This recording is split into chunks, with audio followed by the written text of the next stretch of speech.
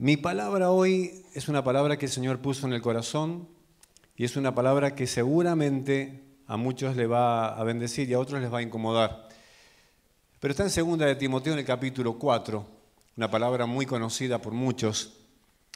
Y Pablo estaba en una situación bastante difícil, estaba encarcelado en Roma. Y ya había estado en la cárcel anteriormente, luego, aún de la cárcel, ustedes saben que predicaba, enviaba, compartía. Y estando allí, este segundo periodo de cárcel, hasta casi el 67 después de Cristo, él escribe a Timoteo, las cartas pastorales. Y estando allí, escribe un texto que hoy para nosotros es de mucha bendición en base a lo que estamos compartiendo y viviendo, y comienza a decirle a Timoteo, le dice, te encarezco delante de Dios y del Señor Jesús, que juzgará a los vivos y a los muertos, que en su manifestación y en su reino, que prediques la palabra y que instes a tiempo y fuera de tiempo. Algo de lo que compartía recién Elsa también. Entonces, cuando nosotros vemos una primera verdad importante acá es que prediques la palabra. Lo que le está diciendo es no le digas a la gente lo que la gente quiere escuchar, sino predicar la palabra, porque solo la palabra puede sanar. Solo la palabra puede sanar, puede liberar. Solo la palabra lo puede hacer. Entonces, más allá de la situación y difícil que se estaba viviendo, porque era un tiempo de apostasía terrible, Pablo le dice a Timoteo, tenés que predicar la palabra. Entonces, si hay algo que verdaderamente ustedes tienen que seguir haciendo y tenemos que seguir haciendo todos los que estamos acá, justamente es lo que Norma hacía, que era predicar la palabra. ¿Te gustaba? Bien. ¿No te gustaba? Fíjate vos qué vas a hacer con ella. La realidad es que por allí nosotros estamos acá porque queremos que se nos diga lo que queremos escuchar. Y hay mucha gente que ya no le quedan más templos donde recorrer porque no están recibiendo lo que ellos quieren recibir. Y hay una confrontación terrible. Y en Juan 6, Jesús está hablando de lo que es beber la sangre de Él y comer su carne. Y hablaba de un compromiso, y hablaba de morir. Y entonces dice, ustedes tienen que morir. Si ustedes quieren seguirme a mí porque yo mando, ustedes tienen que morir. Y muchos dijeron, es muy dura esta palabra, ¿quién la puede oír? Y de repente, en el texto 66 dice, muchos de sus discípulos decidieron volverse atrás. Discípulos. Muchos de los que eran los 70 que habían visto milagros y Jesús decía, yo vi a Satanás caer como un rayo y habían visto un montón de cosas maravillosas, mucha de esa gente decidió abandonarlo y ya no estar con él. ¿Por qué? Porque es justamente difícil morir. Entonces, cuando hablamos de predicar la palabra, es que predicamos una palabra que nos confronta, pero también una palabra que nos sana. Y en esta mañana, esta palabra, la palabra de Dios, está aquí para poder sanarte. A todos los que estamos acá quiere sanarnos, porque todos hemos cometido pecados y nos hemos equivocado delante del Señor. Pero hoy no solamente estamos acá para dar gracias a Dios por la vida de Norma, que ya está mucho mejor que nosotros, sino que hoy ha dejado un legado para todos nosotros los que estamos acá, y es predicar la palabra. La iglesia debe de multiplicarse mucho más y lo va a hacer a través tuyo, no esperando mucho más del pastor, sino esperando mucho más de vos. Y estando en un contexto así le escribe. Y estaba en la cárcel.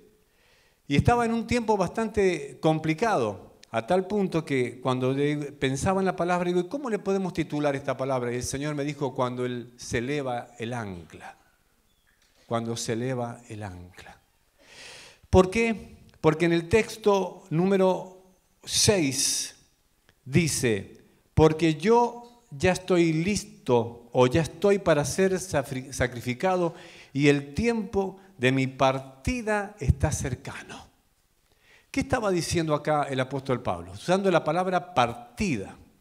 La palabra partida es un término náutico que habla justamente cuando el barco ya se terminó de preparar para comenzar el viaje. Y entonces, ¿qué es lo que hacía? Leven anclas y otra cosa más. Suelten las amarras. Eso habla de todo lo que a mí me tuvo agarrado, amarrado. Evidentemente me aferré a mi esposa, me aferré a mi esposo, me aferré a mis hijos e hice una gran tarea. y fui la madre y fui el padre. Pero llega un momento donde Dios dice, se eleva el ancla. Y es el viaje más importante. Es el viaje para el cual el barco se preparó. Es el viaje para el cual ese barco se construyó. Y cuando nosotros pensamos hoy, es justamente que hoy soy como ese barco, donde Dios está trabajando en mí, donde Dios está hablando y donde estoy agarrado. Me agarré y abracé a mi esposo y con él hice una vida. Y yo hice una vida con mi esposo y la estoy haciendo. Tuvimos hijas, tenemos 6, somos abuelos. Cachito con sus 4 preciosos hijos, los nietos y todo. Y llega el momento donde dice, se tienen que cortar las amarras, porque el barco tiene que salir. El tiempo de mi partida ha llegado. Y esto habla de que un tiempo de partida hay para todos nosotros. Pero la pregunta es, justamente, ¿qué estoy haciendo y cómo me estoy preparando para esa partida? Mi viejo decía, nadie queda para semilla. Y eso es verdad, pero sí puedo dejar semillas. Entonces, pensando en esta palabra, me encuentro que hay una partida y hay un viaje. Y ese viaje puede tener 2 destinos. Uno es con Cristo, si yo le he recibido como el Señor y Salvador y Él es el Señor de mi vida. Pero si yo no he sido una persona que haya permitido que Él sea el Señor de mi vida, solamente he sido alguien que ha escuchado pero que nunca ha sido transformado. Y el otro destino es el infierno. Porque, querido amigo y amiga, las amarras se van a cortar un día. Y el barco va a salir, y el barco es usted. El tiempo de la partida, nosotros no sabemos cuándo va a ser. Lo de Normita fue algo rápido, y nosotros no podemos entender por qué pasó así, pero tampoco me corresponde entenderlo porque solamente tengo que decir gracias por su vida y porque tú, Señor, eres perfecto.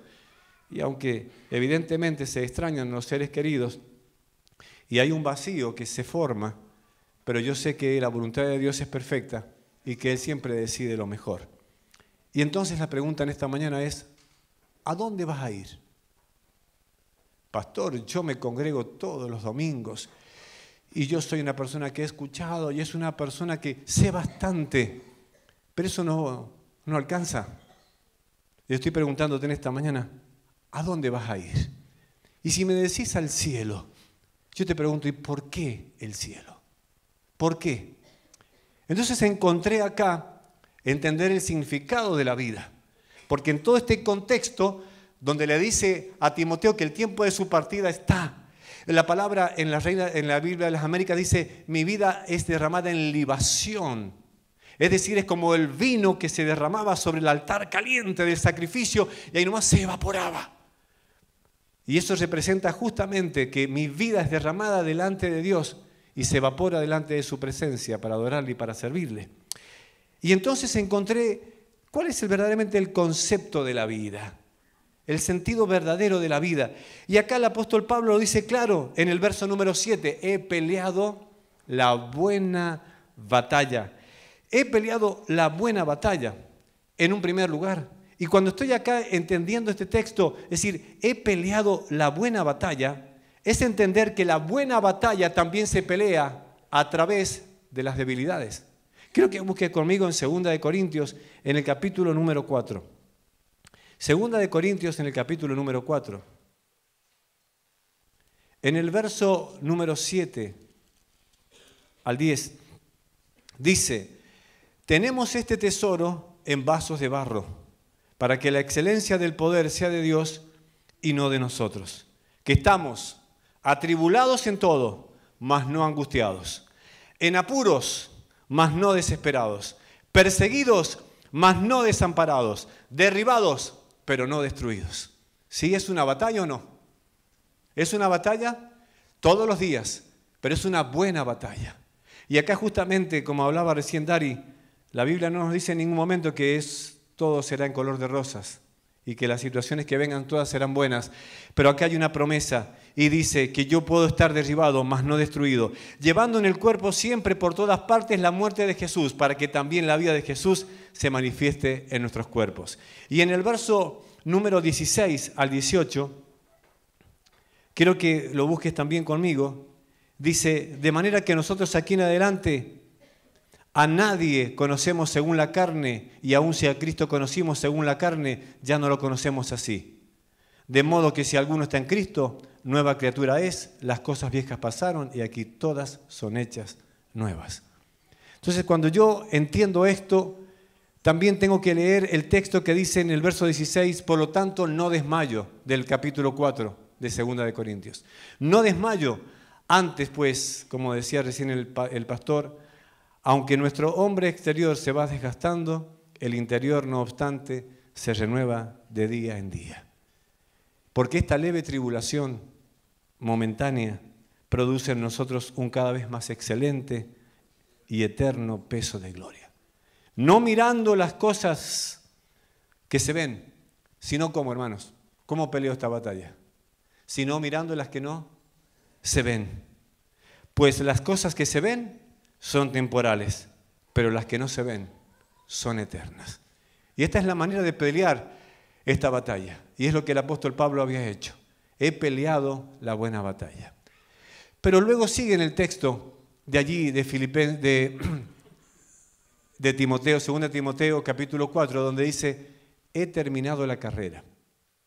He terminado la carrera. No dice, gané la carrera. Tampoco dice, llegué primero a la carrera. ¿Qué dice? He terminado la carrera. Y esto habla de que tenemos que continuar. Habla de perseverar. Habla de continuar. ¿Cuánta gente yo he visto que ha empezado y no han terminado? ¿Cuántos de los que están acá comenzaron sirviendo, pero ya están sentados nada más? ¿Cuántos de los que están acá son personas que han recibido cosas maravillosas en el Señor, pero nada están haciendo hoy para el Señor? Entonces la palabra me dice acá, he terminado la carrera.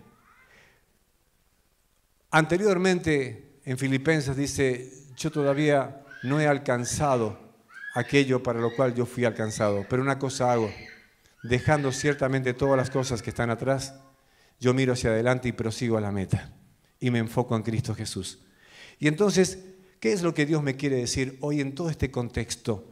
¿Ustedes creen que todo esto pasó simplemente por una casualidad? ¿O para que simplemente podamos reconocer, tener un reconocimiento en esta mañana que bien merecido Norma lo tiene? No, es mucho más que esto, sino que cada uno de nosotros nos podamos transformar en una antorcha para poder llevar aquella palabra que el Señor tiene preparada para cada persona. Cuando pensaba en el predicar, y veníamos esta mañana en el viaje, y venía manejando Joaquín y mis nenas atrás,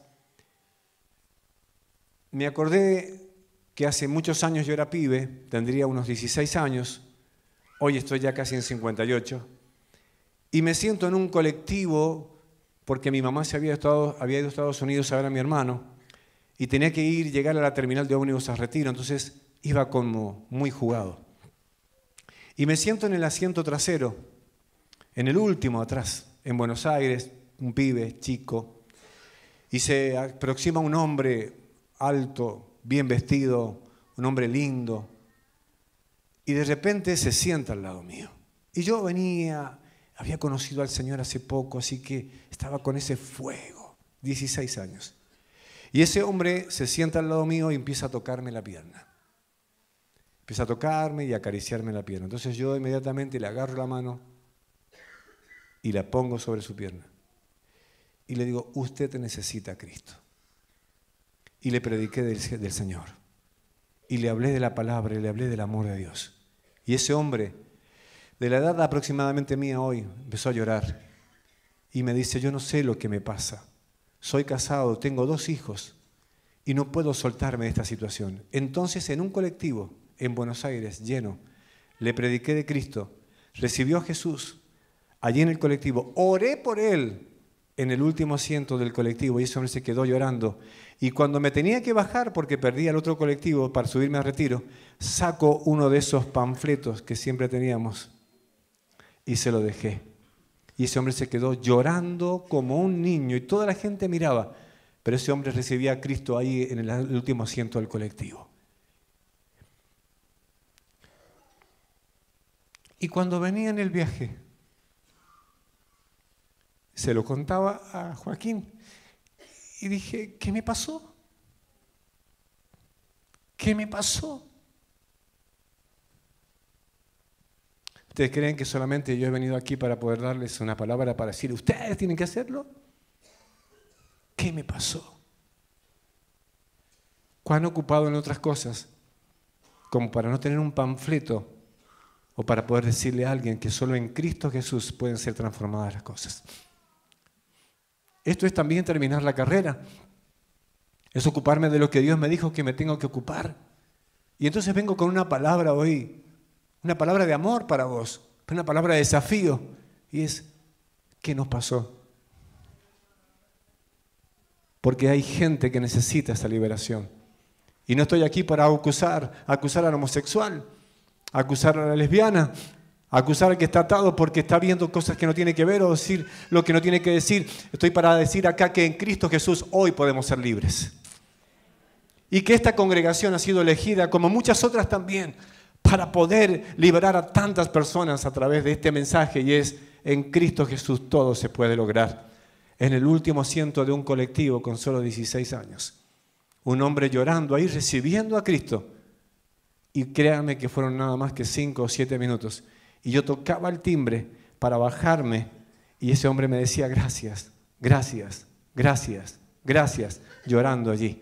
Es esto lo que Dios también tiene para tu vida. Y terminando, dice, guardado la fe. Nunca dejé de servir. He servido permanentemente. Desde la cárcel, mandaba instrucciones para allá, mandaba uno para acá. Escribía cartas. Le daba frío, tráeme el capote que me dejé allá. Decirle a Marcos que me equivoqué, que lo necesito para el ministerio. Y allí estaba el apóstol dentro de una cárcel compartiendo esta palabra. Cuando recién el pastor hablaba de Eliseo, y con esto quiero terminar, pensaba justamente en él. Estando él, dice, enfermo de la enfermedad de la cual él murió, en Segunda de Reyes, capítulo 13, 14 en adelante, viene el rey Joás a decirle, me están atacando y necesito saber qué voy a hacer porque estos sirios me están volviendo loco. Entonces, estando él ya enfermo y estando débil y estando seguramente con mucho dolor, estando ya en sus últimos días, le agarró la mano, le dijo, abrimos las ventanas, vamos a declarar saeta de salvación, tirá, y tiró, y le dijo, ahora, hacelo vos, y lo hizo, y de repente le dice, toma unas saetas y golpea la tierra, golpea, y de repente este hombre, Joás, golpeó y solamente 3 veces lo hizo, 3 veces, y entonces Eliseo se enojó, y le dice, ¿por qué? Si hubieses golpeado 5 o 6 veces, que habla de continuar golpeando, de seguir sirviendo, no importa la situación y no importa la edad, hubieses vencido a todos ellos hasta derrotarlo. Y habla de, he guardado la fe, es decir, continuar, seguir prevaleciendo, no importa lo que esté pasando. El Señor me está diciendo, debo de continuar, debo de seguir golpeando, debo de seguir golpeando. Ahora, ¿cuántas cosas alrededor me dicen que no tengo que hacerlo? ¿Cuántas cosas alrededor me dicen que tengo que hacer otras cosas más? Pero yo declaro hoy que el Señor te ha llamado para que sigas golpeando, para que puedas largar saetas de salvación, para que puedas declarar en el nombre de Jesús que todo se puede a través de Él. Y entonces después de eso dice, bueno, ¿y sabes qué? Hay una corona para mí. Y no solamente para mí, sino para todos aquellos que aman su venida. Dios tiene preparada una corona. Y cuando yo pensaba en esta palabra, digo, Normita ya tiene su corona. Ya tiene su corona. ¿Por qué? Y bueno, el barco fue soltado y llegó. ¿Pero para qué recibo esa corona? Y en Apocalipsis capítulo 4 dice que los ancianos se sacan sus coronas y las ponen delante del Señor para decir, santo, santo, santo es el Señor. Porque aún allí, todo lo que yo reciba será para Él. Y pienso en esta palabra y digo, bueno, iglesia, ¿qué hacemos hoy con todo lo que hemos recibido? ¿Qué hacemos con tanta palabra? ¿Qué hacemos con todo esto que Dios nos dio hoy? Hoy hay un pastor que me dice, yo no sé cómo voy a hacer y qué es lo que voy a hacer. El Señor te va a decir todo lo que tenés que hacer. Sos un hombre de Dios, cachito. Pero Él necesita que lo acompañemos. No solamente aquí, viste los abrazos que te abrazan, te ves. Hay gente que yo le pregunto y dice, llámame cuando lo que necesites, llámame. Y después lo necesitas y no están. Contá conmigo, vos sabés que yo te quiero. Entonces la otra vez le pregunté, le digo, che, explícame qué será cuando vos me decís contá conmigo, porque cada vez que quiero contar no está. ¿Qué sería? ¿Venir a un culto donde conmemoramos y agradecemos por la vida de la pastora Norma? ¿O es sumarme a la vida del pastor y a toda una familia para decir, yo voy a estar, yo voy a estar, yo voy a estar? Porque quiero terminar la carrera, porque quiero pelear la buena batalla y porque quiero guardar la fe. Entonces lo quiero hacer justamente a través y al lado de las personas que Dios puso en este lugar. Yo te bendigo, iglesia. Quiero agradecerles por el privilegio que me dan de estar una vez más acá. No hay mucho más para agregar, pero sí hay mucho más hoy para poder pensar y para poder decir al Espíritu Santo, Señor, aquí estoy y aquí está mi vida. Y si hoy estás acá y todavía no has arreglado tus cuentas con el Señor, hacelo hoy antes de irte de aquí. Porque Pablo sabía que iba a venir un verdugo y le iba a cortar la cabeza. Pero yo no sé enseguida qué va a pasar con mi vida. Entonces yo no sé si el tiempo de mi partida está cerca y tampoco vos sabés si el tiempo de tu partida está cerca. Pero una cosa tenés que saber hoy, que estás peleando una batalla, una buena batalla.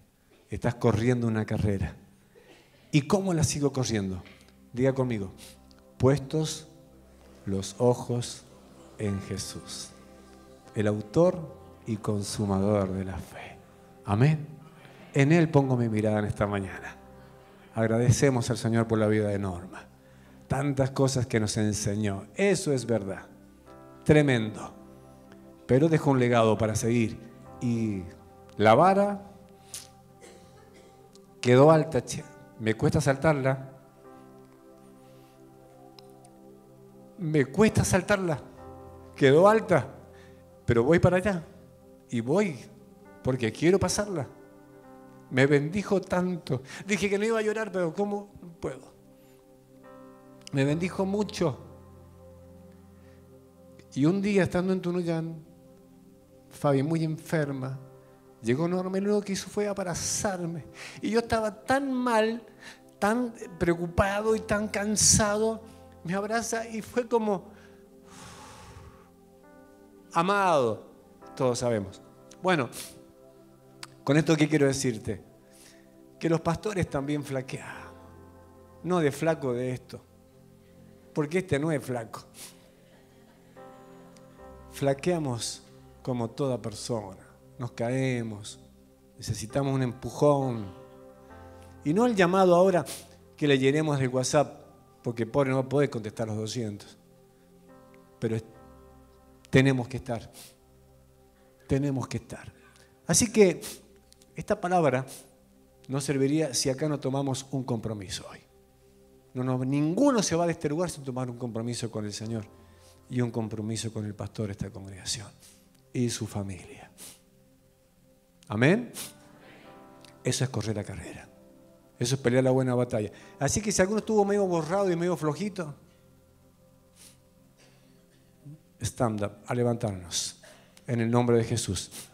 Y si vos querés correr la carrera junto al pastor y a esta congregación y honrar la vida de Norma con el ejemplo que nos dejó, a todos los que están sentados, les pido que se pongan de pie y vamos a dar gloria y honra al Señor Todopoderoso.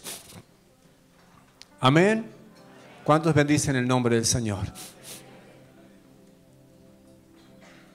A uno le dio 5 talentos.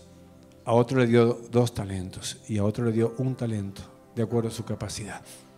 Pero viene el momento donde tendremos que rendir cuenta por lo que Dios nos dio. Y al que había dado 5 le dijo, tengo 5 más. Y así con el otro. Bien, buen siervo y fiel. Sobre poco me has sido fiel. pero sobre mucho te pondré. Y entonces yo te suelto esta palabra, para que desentierres lo que Dios te dio y lo pongas a trabajar hoy, y seas bendecido y seas multiplicado. Señor,